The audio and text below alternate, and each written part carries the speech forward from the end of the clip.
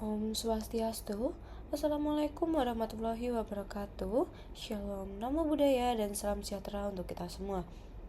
Perkenalkan, saya Vanesha Aurelian Kusuma Wardani dengan 3 digit NIM terakhir 071. Di sini saya akan membawakan kasus tentang infeksi bakteri Clostridiosis pada penyu di pantai barat Bengkulu. Untuk latar belakang dari kasus ini adalah di sepanjang pantai barat Bengkulu ditemukan 28 ekor penyu bangkai dalam kurun waktu kurang lebih 3 bulan terakhir di sejumlah lokasi, namun mayoritas di Teluk Sepang. Untuk tahap nekropsi dan uji laboratorium oleh Balai Besar Penelitian Veteriner Bogor menunjukkan spesimen mengalami kerusakan organ seperti nekrosis, hati berat, hepatitis, enteritis parah, pendarahan, miopatis, dan miosis. Untuk kondisi lingkungan juga mencatat anomali suhu muka laut, yaitu penurunan suhu sekitar 0,5 sampai 3 derajat Celcius dan pembuangan limbah air bahang dari PLTU Teluk Sepang ke laut yang menghasilkan suhu tinggi sekitar 32 hingga 35 derajat Celcius di area pembuangan. Untuk isu penting, karena penyu merupakan jenis yang dilindungi dan kematian massal seperti ini dapat mengancam populasi serta keseimbangan ekosistem laut. Untuk masalah yang terjadi, yaitu penyebab kematian tidak hanya satu titik, uji toksikologi menunjukkan bukan tercemar zat kimia spesifik yang dominan dan tidak ada nilai yang mempengaruhi mortalitas. Yang kedua, dugaan infeksi bakteri seperti Salmonellosis dan Clostridiosis sebagai penyebab utama. Faktor eksternal pendukung lainnya yaitu pembuangan limbah air bahang di dekat habitat penyu yang menjadikan suhu lokal mencurigakan tinggi. Yang kedua, anomali suhu laut yang dapat melemahkan daya tahan biota laut. Yang terakhir, keterjeratan jaring nelayan dan konsumsi sampah plastik atau tali oleh penyu sebagai penyebab tambahan. Untuk lokasi mayoritas terlantar di zona dekat pembuangan limbah PLTU yang menimbulkan kecurigaan bahwa limbah atau pencemaran termal memiliki andil dan kebutuhan investigasi lebih lanjut karena spesimen sudah mengalami autolisis yang kesimpulannya belum 100% definitif.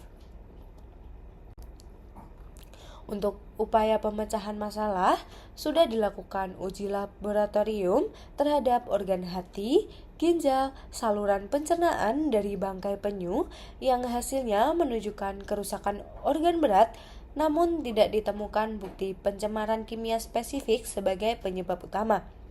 Yang kedua, sudah melakukan analisis lingkungan yang dilakukan oleh BMKG Bengkulu terhadap suhu muka laut yang menunjukkan anomali dingin selama beberapa bulan sebelumnya yang bisa mempengaruhi aktivitas biota laut dan daya tahan tubuh penyu.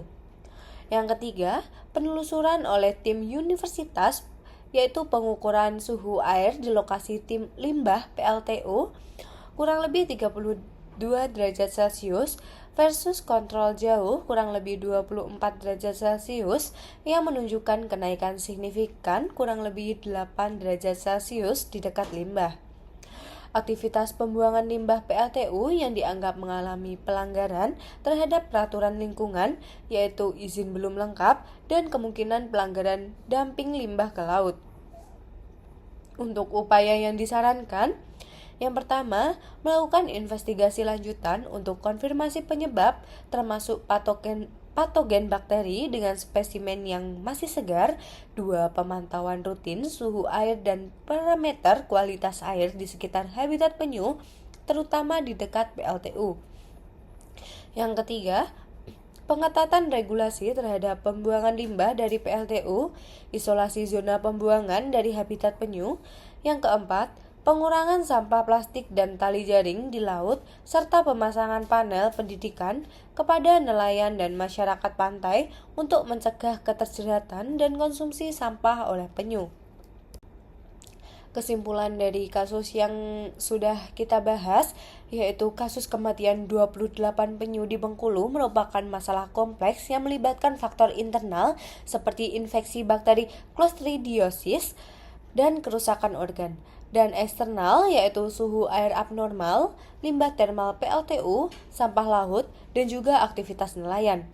Berdasarkan uji laboratorium, penyebab utama bukan pencemaran kimia yang jelas, tetapi kerusakan organ berat dan potensi infeksi bakteri Clostridiosis yang menjadi fokus utama. Lingkungan habitat penyu di zona dekat pembuangan limbah dan anomali suhu laut menjadi faktor pemicu atau memperparah kondisi penyu sehingga daya tahan tubuh penyu menjadi menurun.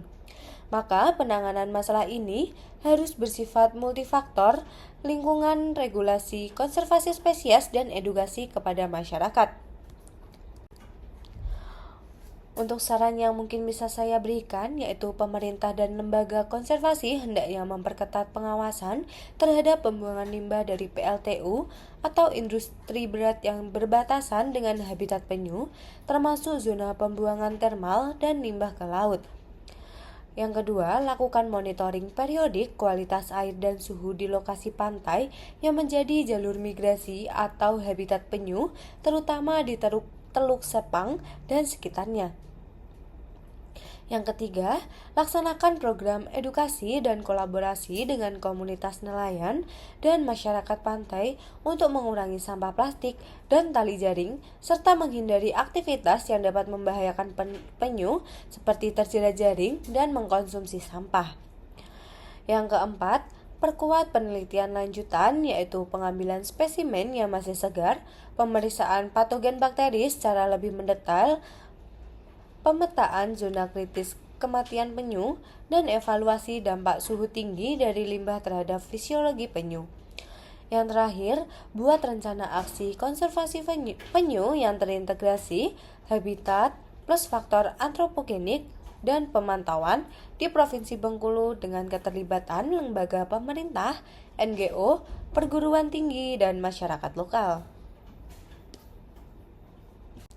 Berikut merupakan sumber dari kasus yang saya angkat tentang infeksi bakteri Clostridiosis pada penyu di Bengkulu.